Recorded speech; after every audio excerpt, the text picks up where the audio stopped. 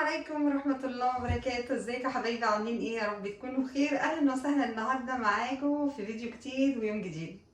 فيديو النهارده الفيديو اللي انتوا كنتوا مستنيينه، اللي هو جولة في المطبخ الجديد.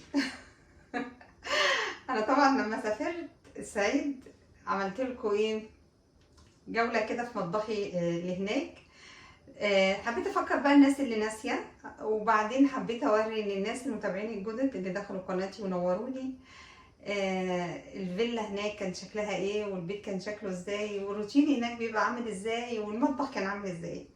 وصورت معاكم، والفيديو ده سبحان الله مع ان كان يعني فيديو يعتبر يعني بوريكم مطبخي، وعملت روتين اكل وطبخت وعملت اكل، بس بسم الله ما شاء الله الفيديو جاب مشاهدات حلوه ودخل لي متابعين امارات يعني او ناس قمر يعني.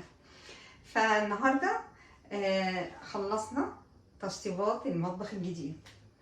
طبعا انتوا كنتوا شفتوه معايا في وانا كده بعمل اكله، وانا داخله بعمل حاجه، صورت لكم وانا بعمل فيديو المشتريات او خزين البيت. فقلت لكم ما تركزوش في المطبخ، استنوا شويه. بس فالنهارده بقى يلا اتفرجوا براحتكم بقى.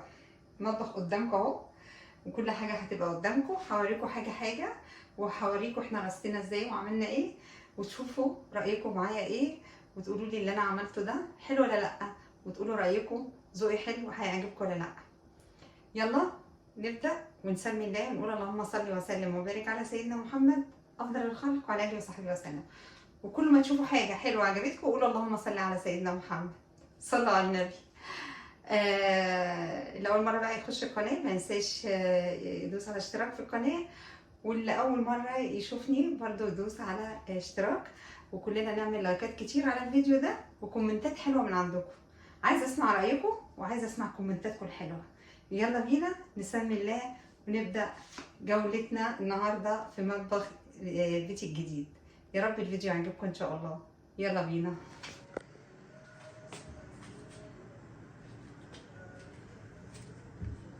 سموا الله، سموا الله، قولوا اللهم صل وسلم وبارك على سيدنا محمد.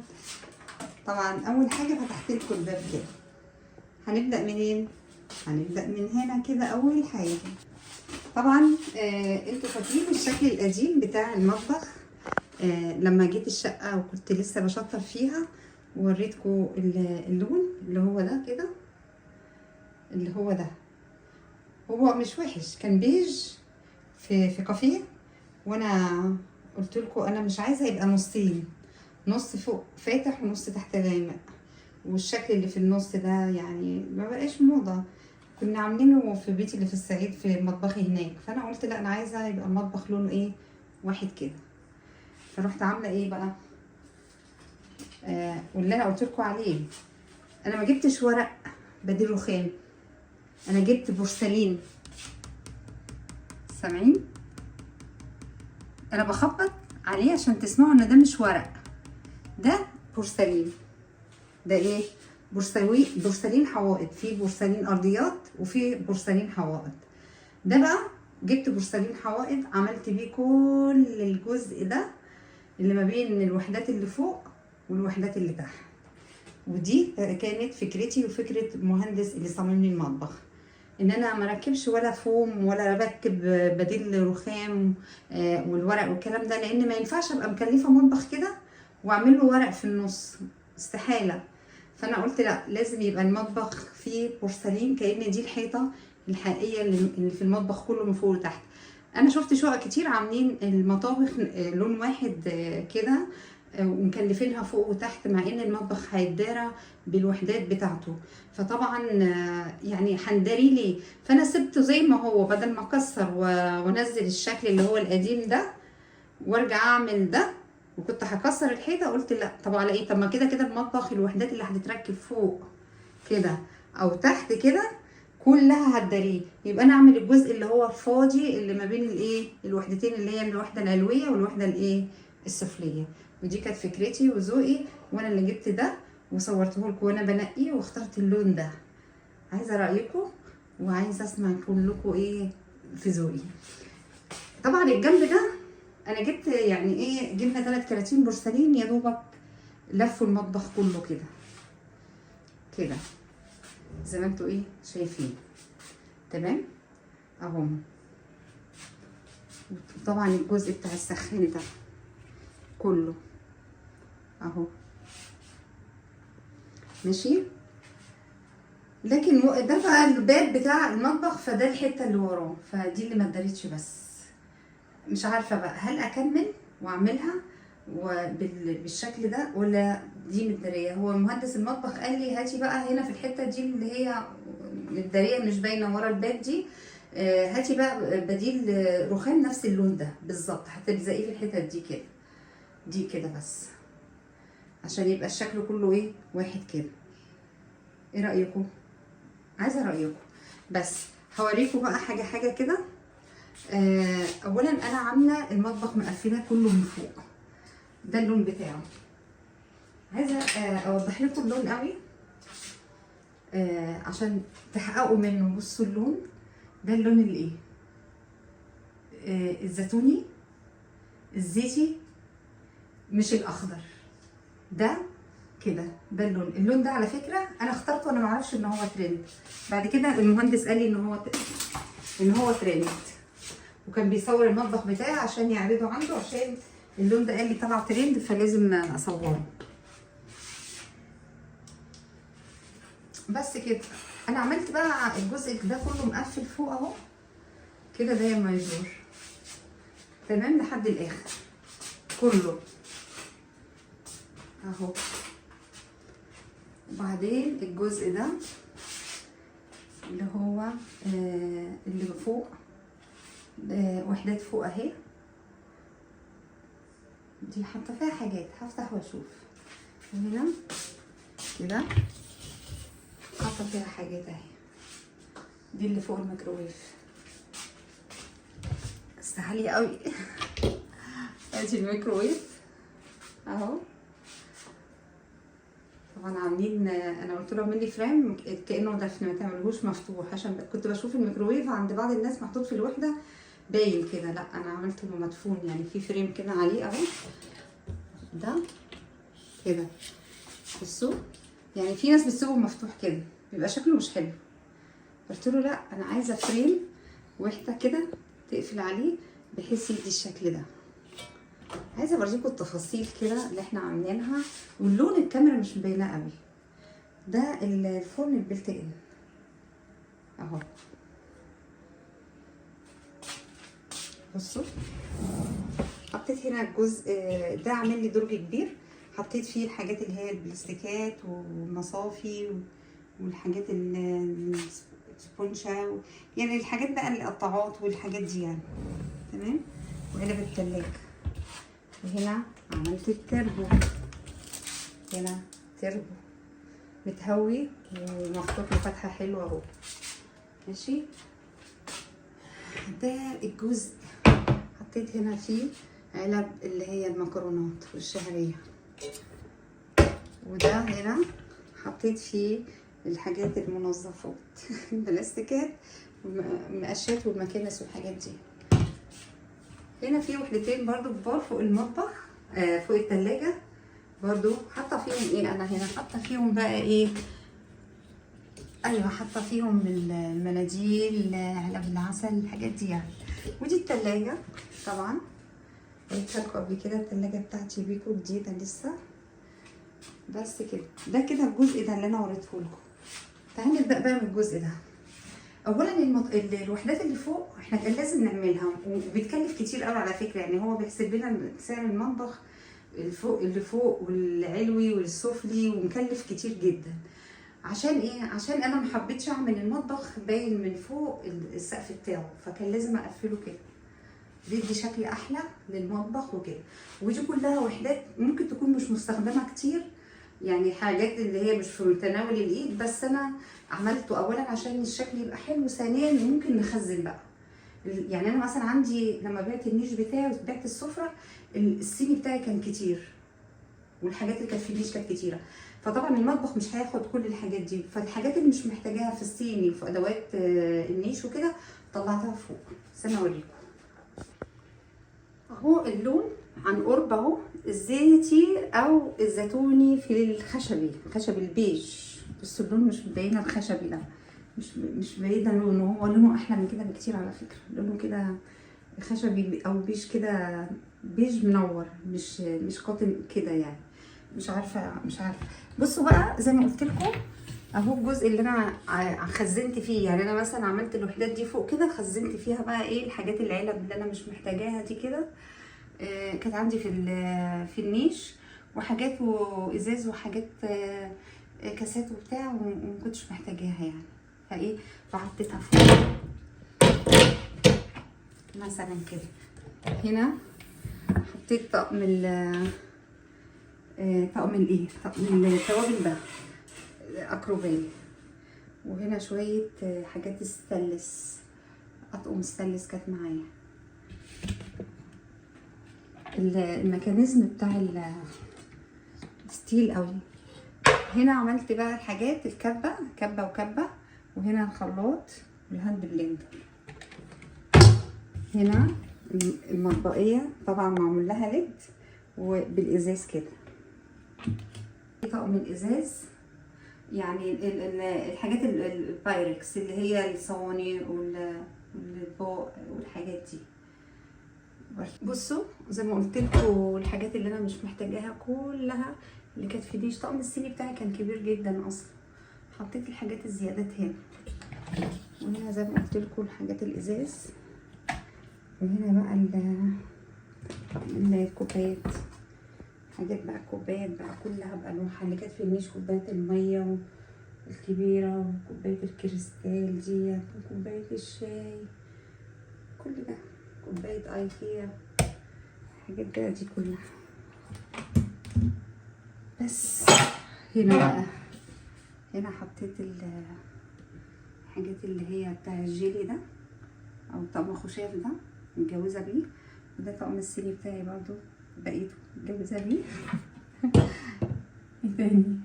استنى برضو اعلق في الوحدات اللي فوق هنا كده، اللي في السقف برضو بفتح لكم. مثلا الكرتونه دي مليانه مثلا فناجيل قهوه وشاي برضو. بصوا هنا بقى بس الجمال هنا بقى،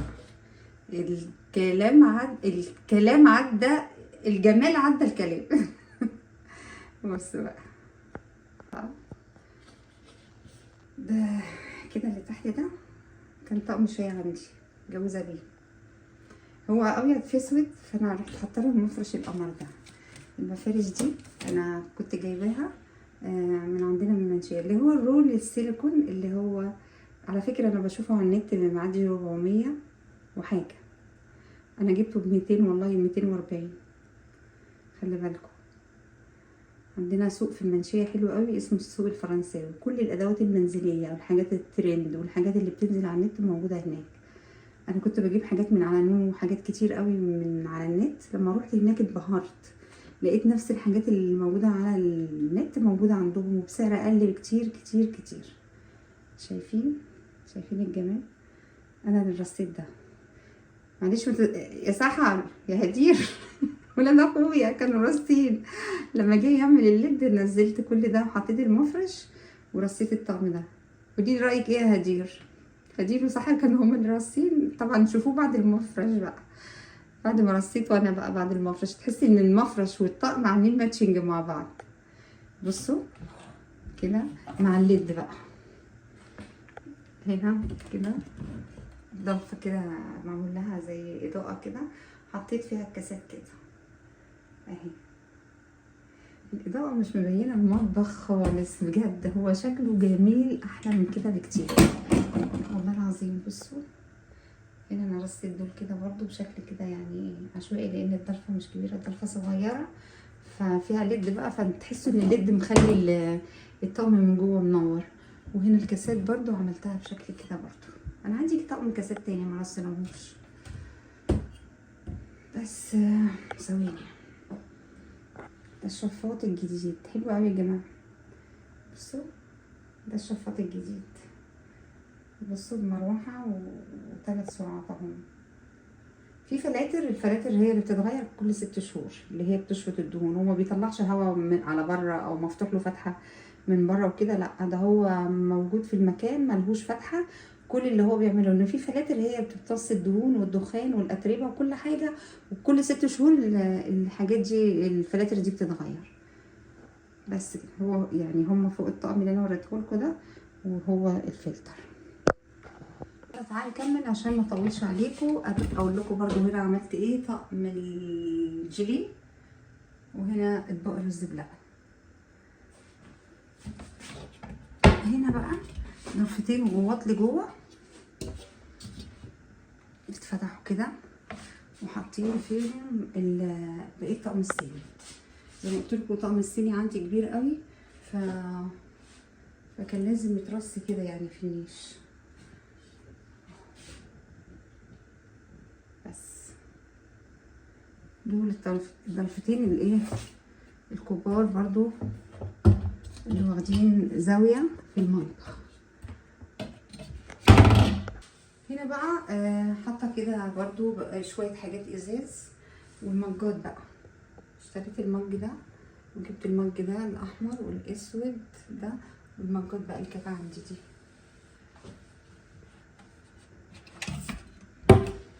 مش عايزه اطول عليكم، بس هنا هنوريكم ايه بقى. انا حطيت بقى هنا تحت الحوض السله، هنا تحت الحوض السله والفلتر والمنظفات بتاعتي. هنا غسلت الهدوم بتاعتي عشان هي فوق الاوتوماتيك، ما كانش ينفع يتعمل لها ما كانش دي غساله، فعملناها من غير رخامه. ما كانش ينفع اعمل لها رخامه لان هي اعلى من الرخامه، فقال لي لا هتبقى كده على جنب من غير رخامه. طبعا انا جبت الرخام اللي هو الجالاكسي الهندي. الجالاكسي الهندي ده تحس ان هو محبب كده بنقطه ذهبي كده زي ما انتم شايفين. ده غسلت الاطباق اهي. هنا حطيت الخزين بتاعي كله، يعني الحاجات اللي انا بستعملها مع فوق، ودي بقيه الخزين كله سمنه وكله مكرونات ودقيق وسكر وسكر والسمنه والدقيق وكل حاجه هنا. درج المعالق هنا ده كده، وهنا درج كبير غويط للحلل. ده درج كبير غويط للحلل. دي الحلل السيراميك. ده درج كبير وغويط لبقية الحلل. عندي بقى السيراميك، وعندي الحلل الجرانيت، وعندي كل الصواني كلها. دي صينية جرانيت اهي، ودي صينية اهي جرانيت تانية، ودي صينية فرن. الصينية القمر جبتها من على النت دي اهي.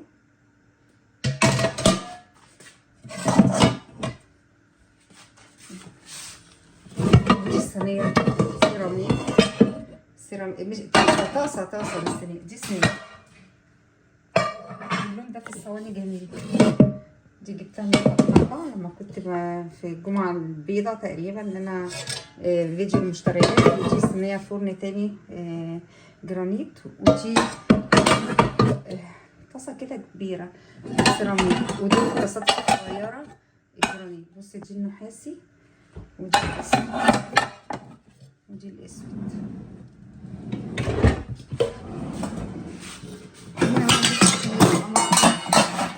صواني التقديم بتاعت الفطار دي حلوة قوي، جبتها من السوق في المنشية. الصواني الصغيرة دي برضو جميلة، بعمل فيها تقليب الثوم بتاع الملوخية. وهنا بقى دولاب برضو للخزين كده، او تربو كده للخزين.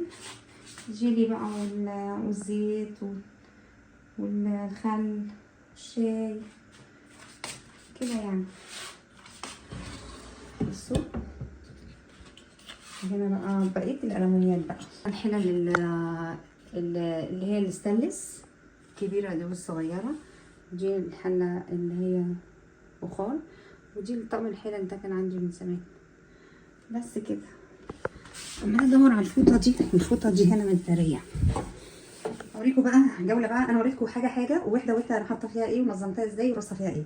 تعال بقى نبدا تاني من اول وجديد، من اول فوق بقى كده لحد تحت. جوله كده على السريع بقى كده فوق الحوض اهو، وتحت كده وهنا كده. ده الشباك بتاع المطبخ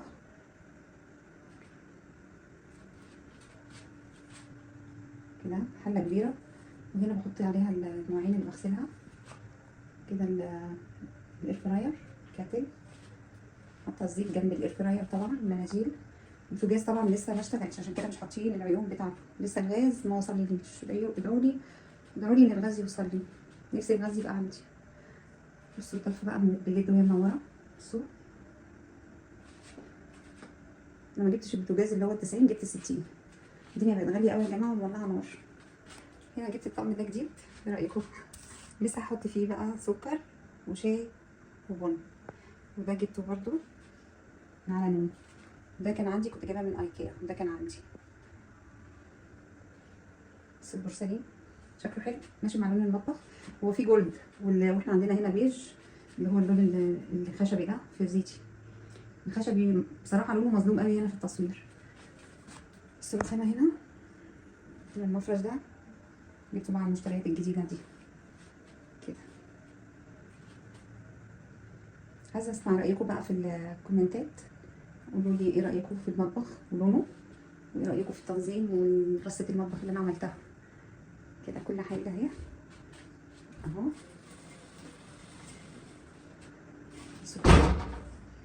بصوا كده